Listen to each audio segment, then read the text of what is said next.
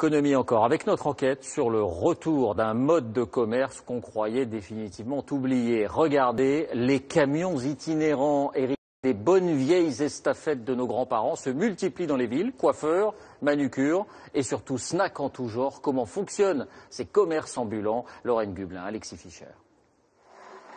C'est un camion qui sillonne la capitale. Aujourd'hui, sa destination, ce marché parisien. Dès 11 h du matin, il vend des hamburgers à emporter, recettes maison et frites fraîches, 5 salariés à bord donc avec 3 frites. Et des clients très nombreux. Voici le pionnier des food trucks en France, une tendance importée des États-Unis il y a 2 ans. C'est l'originalité, ça donne une petite touche new-yorkaise. Vous vous sentez à New York? Ah, un avant-goût, on va dire. Importer ce concept, c'est elle qui en a eu l'idée. Ils sont bien assaisonnés. Christine Frédéric, une Californienne arrivée en France il y a 5 ans pour étudier la gastronomie française. Elle vend ses hamburgers 8,50 €, 2 fois plus cher que dans un fast-food. On travaille avec les ingrédients très qualitatifs qui coûtent cher, mais c'est le camion qui nous permet d'avoir ce prix aussi raisonnable. 300 hamburgers écoulés en 3 heures, une affaire qui roule si bien qu'aujourd'hui Christine Frédéric possède 2 camions et même ce vrai restaurant.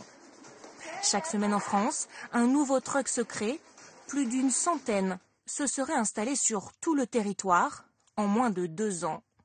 Pour comprendre ce succès, direction le Nord, au pays des baraques à frites. Cette société a toujours fabriqué des commerces ambulants, rôtisseries, friteries, camions à pizza. Mais depuis quelque temps, elle s'est spécialisée dans les food trucks.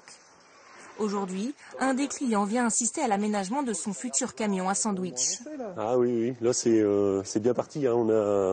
On a fait donc toute la partie peinture. Cela fait 1 an qu'il travaille sur ce projet. On cherchait vraiment à avoir ce type de camion qui fait penser un petit peu à l'époque, le côté un peu jouet comme ça, et qui soit aussi assez pas trop compliqué à mettre en conformité. Un camion réalisé sur mesure, plancha, gazinière, friteuse, frigo, mais pas de congélateur, faute de place. Prix du véhicule, 50 000 €, et cette société a des commandes pour plusieurs mois. On est passé de 2 demandes journalières il y a 1 an et demi à 10 demandes journalières à ce jour. Ce client, Stéphane Gauthier, est novice dans la restauration. À 50 ans, cet ancien de la publicité a décidé de se reconvertir. À Paris, le voici avec sa casquette. Il apprend son nouveau métier auprès de Valentine Davaz. Il a décidé de s'associer à cette jeune entrepreneuse. Ça y est, il commence à bien connaître le fonctionnement de celui-là de camion.